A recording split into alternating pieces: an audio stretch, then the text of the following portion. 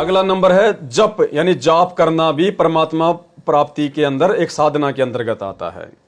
जप का अर्थ है मंत्र का जाप करना। जो दीक्षा मंत्र नाम की दीक्षा तत्वदर्शी संत देता है उसका जाप करना जप कहा जाता है। यह दो प्रकार से किया जाता है, जाप तथा अजाप।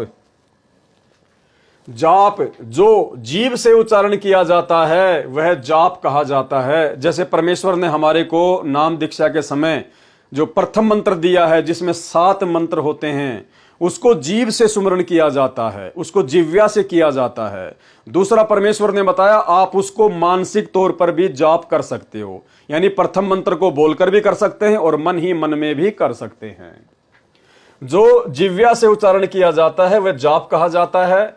जाप करने का नाम शास्त्र अनुकूल अर्थात शास्त्र प्रमाणित होना ही लाभप्रद है।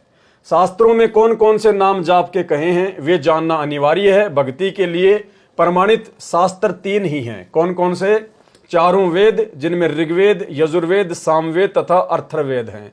इन्हीं चारों वेदों का सारांश श्रीमद् भगवत गीता। तीसरे नंबर पर सूक्ष्म वेद, जिसको हम कबीर सागर या गरीबदास जी महाराज जी का सदग्रंथ साहिब भी कह सकते हैं। वेद 4 और गीता में कौन कौन से मंत्र जाप करने का निर्देश है?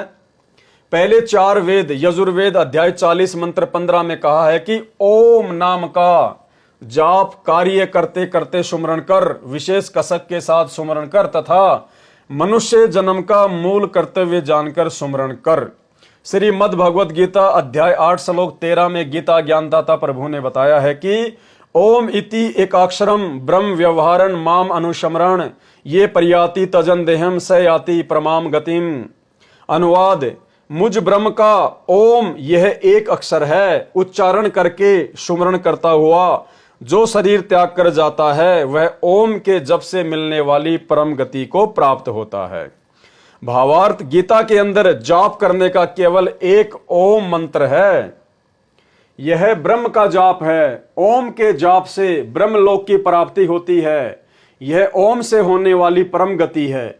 यही प्रमाण श्री देवी पुराण गीता प्रेस गोरखपुर से प्रकाशित सचित्र मोटा टाइप केवल हिंदी के 7वें स्कंद प्रश्न नंबर 562-563 पर श्री देवी दुर्गा जी ने राजा हिमालय से कहा था कि मेरी पूजा सहित अन्य सब पूजाओं को त्याग कर केवल एक ओम नाम का जाप कर, ब्रह्म प्राप्ति का उद्देश्य रखकर ओम का जाप कर, जिससे उस ब्रह्म को प्राप्त हो जाएगा। वह ब्रह्म दिव्य आकाश में ब्रह्मलोक में रहता है, तू ब्रह्मलोक में चला जाएगा।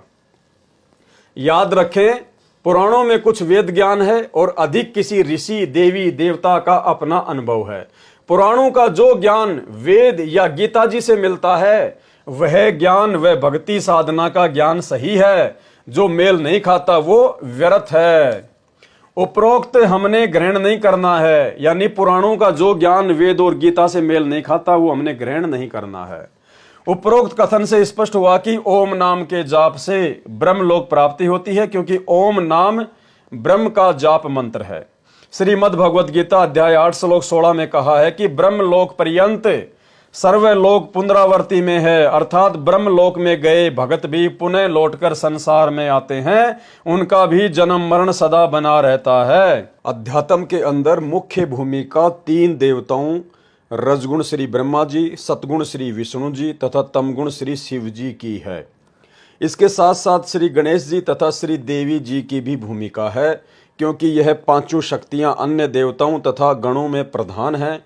इन सर्व का स्थान मानव शरीर में बने चक्रों से है।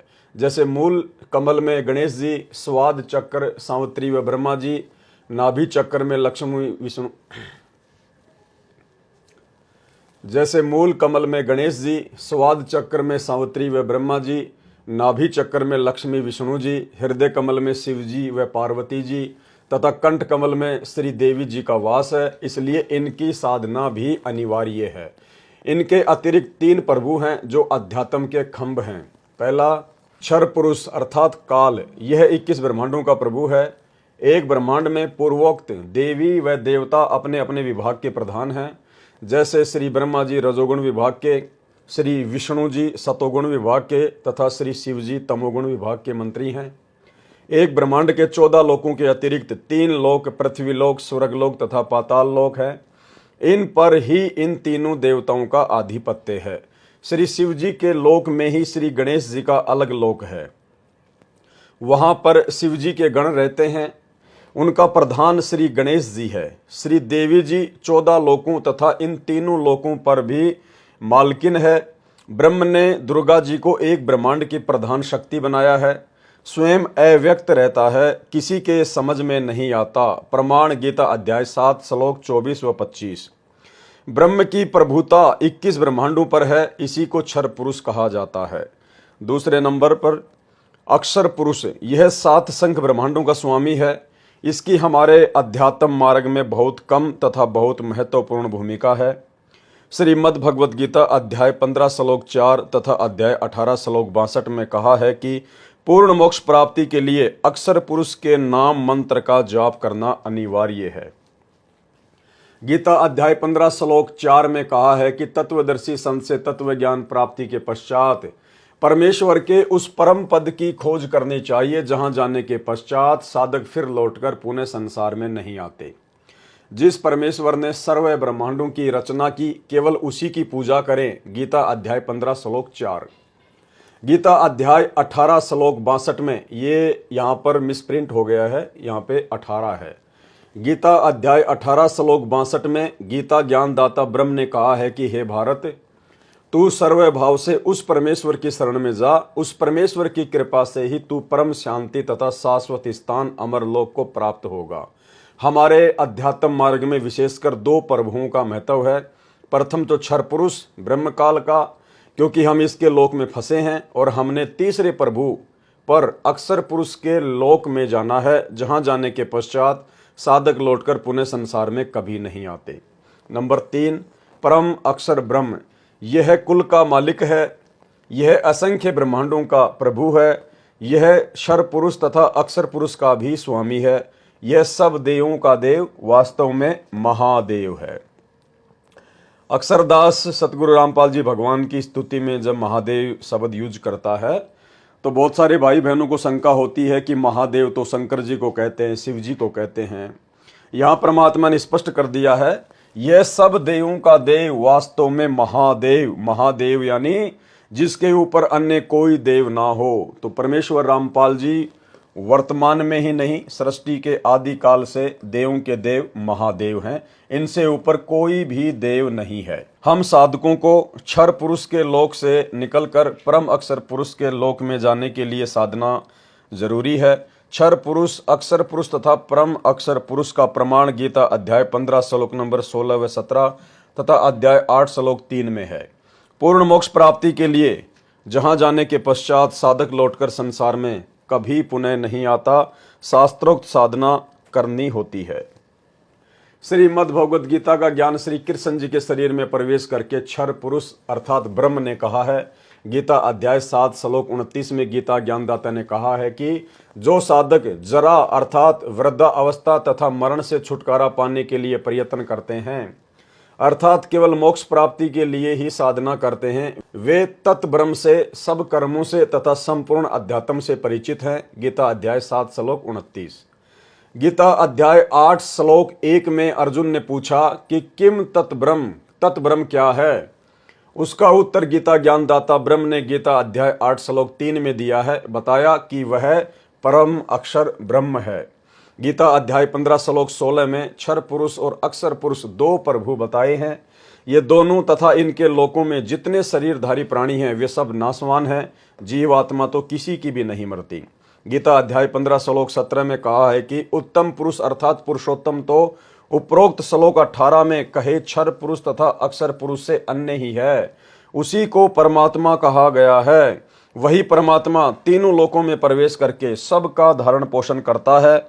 वह अविनाशी परमात्मा है। यह परम अक्षर ब्रह्म है। गीता अध्याय 8 श्लोक 3। अब गीता अध्याय 8 श्लोक 5 तथा 7 में गीता ज्ञानदाता ने अपनी भक्ति करने को कहा है कि मेरी भक्ति करेगा तो मुझे प्राप्त होगा, इसमें कोई शंका नहीं। अपनी साधना का नाम जाप गीता अध्याय 8 श्लोक 13 में बता ही दिया है कि मुझ ब्रह्म का केवल एक ओम नाम है। गीता अध्याय 8 श्लोक 8, 9, 10 में परम अक्षर ब्रह्म की भक्ति करने को कहा है। जो उस परम अक्षर ब्रह्म की भक्ति करेगा उसी को प्राप्त होगा।